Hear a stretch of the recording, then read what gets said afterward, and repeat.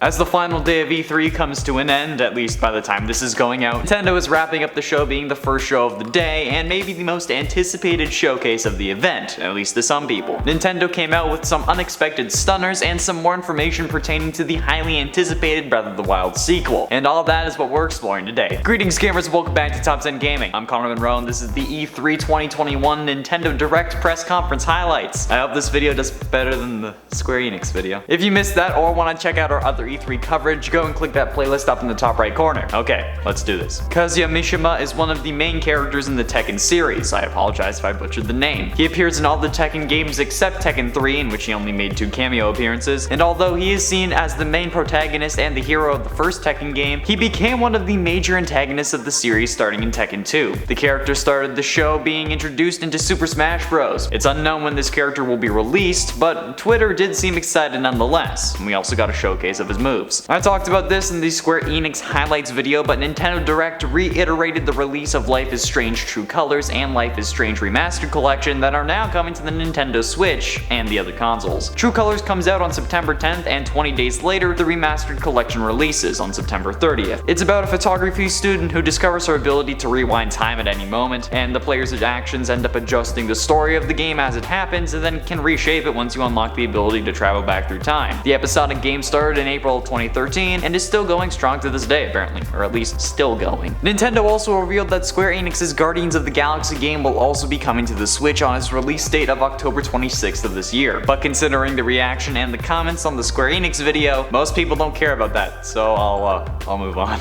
A new Worms game called Worms Rumble was revealed with an exclusive bear patch outfit available exclusively on the Switch version that will be available on June 23rd.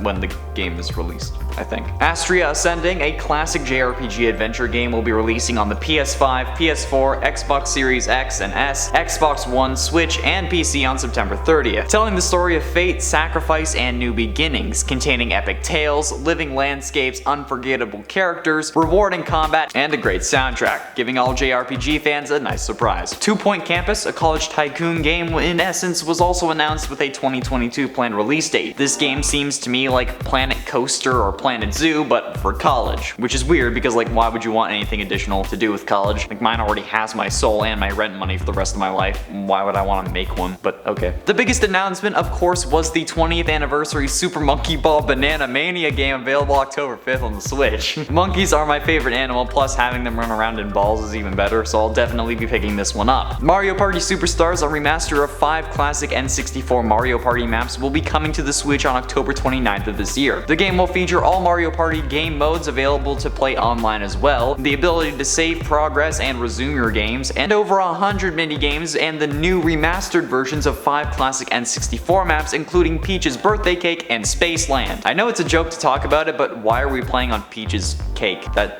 doesn't seem very family friendly to me, but oh well. Probably one of the trolliest announcements was the reveal of Metroid 5, as the trailer first stated, but then actually revealed as Metroid Dread, the first 2D Metroid game in 19 years, which is crazy. I'm also pretty sure that this is the title of a cancelled DS Metroid game as well. But also hilarious because they started that segment with, "We know you want to hear more about Metroid Prime 4, but here's another Metroid game that will release before that." And as a fan of a good troll myself, I find this a masterful one. The game is set to release October 8th of this year, with no news regarding Metroid Prime 4 announced in 2017, but dark ever since. Thanks Nintendo. The racing game Cruise and Blast will be releasing exclusively on the Nintendo Switch in fall of this year as well. I mean, it's a racing game for the Switch, I don't know what else to say. Dragon Ball Z is getting a seemingly RPG titled Kakarot and a new Power Awakened set releasing September 24th, along with amiibos releasing that same day. Mario Golf Super Rush is coming out June 25th of this year and will feature multiple game modes like Speed Golf, Battle Golf, and Golf Adventure, where you can train your Mii until they can take on the other characters, as well as free updates including new characters and maps getting announced as well. The game is available for pre-order now, and honestly, most of these games are available for pre-order on the Nintendo eShop at this moment. Not all of them, but most of them. So if you want any of these, if you want to pre-order them, go to the eShop. The sequel to Monster Hunter Stories, Monster Hunter Stories 2, Wings of Ruin, will be releasing on July 9th with a free demo available June 25th. If you play the free demo demo, you will also be able to transfer your save data to the full game when it's released, which is pretty nice. And the game will also feature co-op. A surprise for me at least was a new game from WarioWare. WarioWare Get It Together, so aptly named because you can play with another person locally, allowing for 2-player gameplay, and will be released on September 10th, featuring Wario and all of his friends and their new special abilities. Shin Megami Tensei 5 will be coming to the Switch as well this year. The game features a high schooler sucked into a parallel version of Tokyo full of demons and angels. The team then merges with a demon hunter and goes on a hunting spree, I guess. The game will also include recruiting some demons as companions and fusing demons to create new ones. And I thought the Lord Lost book series was the only thing talking about demonic copulation. The game will also be available for physical pre-order on June 21st. The Danganronpa series is finally coming to the Nintendo Switch later this year in a bundle with 4 games in Danganronpa Decadence. The bundle will have 3 of the mainline games, Trigger Happy Havoc, Goodbye Despair, and Killing Harmony, and will also include an upgraded and standalone version of the board game from Danganronpa V3. You'll be able to get the 4 games separately on the Nintendo eShop, but the bundle will be a physical exclusive. In addition to the physical copy of the bundle, there will be a collector's edition that includes posters, a collector's box, the game, and a special edition remix soundtrack. We love those physical Switch cartridges covered in bit tracks. I actually tapped my Let's Go Eevee cartridge to my tongue yesterday because I'm a stupidly curious person and it was not fun. Don't do it unless you need anecdotes for YouTube videos or normal conversation if you're a normal person. Fatal Frame Made in Blackwater is a survival horror game developed by Koei Tecmo and published by Nintendo for the Wii U. The 5th main entry in the Fatal Frame series, it was released in Japan in September 2014 and worldwide in October 2015, and we'll be getting a Switch remake coming at some point this year. The new remaster will also be coming to the PlayStation 4, PlayStation 5, Windows PC, Xbox One, and Xbox Series X as well. And the shocking announcement of something actually dropping today, Doom Eternal for the Switch is getting the expansion The Ancient Gods Part 1. Not shocking that it was announced because like we knew about it, it's been on other systems, but shocking because it was dropping today and finally coming to the Switch after being available on the other versions of the game for so long, since October of last year to be exact. Tony Hawk's Pro Skater 1 and 2 are also getting remastered for the Switch coming June 25th. The new versions will include online play as well as the normal gameplay. Strange Brigade is a third-person shooter based around players working cooperatively to fight against mythological creatures such as minotaurs, giant scorpions, and Egyptian mummies. Set in the 1930s, players team up in groups of 4 in order to solve puzzles and discover new relics to be collected and unlock new powers. While already on PC, PS4, and Xbox, the game comes out on the Switch today, probably already on the eShop as you're watching this, and still features that cooperative play that you'd expect. If it didn't, there wouldn't really be a reason to